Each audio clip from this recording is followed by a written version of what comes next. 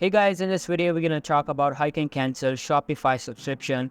But before we begin, make sure to hit that subscribe button down below. It really helps me out.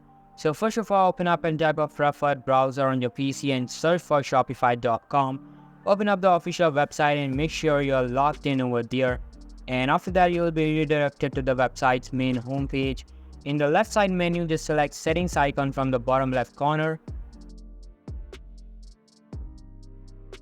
Inside settings, go over to billing tab and you can see there's a free trial currently active on my Shopify account. To cancel this trial or subscription, simply go over to the plans tab above it and you'll notice there's a deactivation button at the end of the page.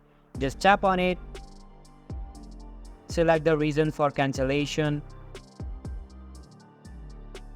click on continue and then type in your account password. And after that, just select confirm and you're done. This is basically how you can cancel Shopify subscription. So that's all for today's video. Hope you liked the video.